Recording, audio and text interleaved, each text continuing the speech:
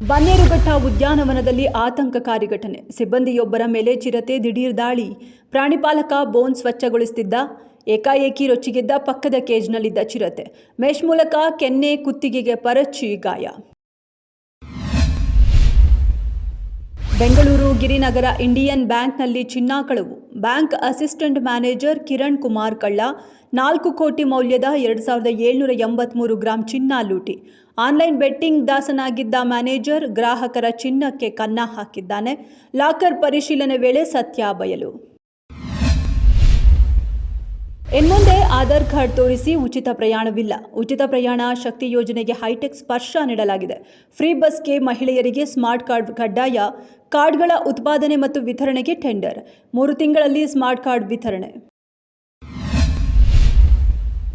ಸ್ಮೃತಿ ಮಂಧಾನ ವಿವಾದದ ಸಂದರ್ಭ ಮಾನನಷ್ಟ ಹೇಳಿಕೆ. ಗೆಳೆಯ ವಿದ್ಯಾನ್ಮಾನ್ಗೆ ನಿರ್ಬಂಧಿಸಿದ ಕೋರ್ಟ್. ಹಾಸಿಗೆಯಲ್ಲಿ ಇನ್ನೊಬ್ಬ ಮಹಿಳೆಯೊಂದಿಗಿದ್ದ ಪಲಾಶ್ ಎಂದಿದ್ದ ಮಾನೆ. ಇದು ವ್ಯಕ್ತಿಯ ಖ್ಯಾತಿ ಮತ್ತು ಘನತೆಗೆ ಗಂಭೀರ ಪರಿಣಾಮ.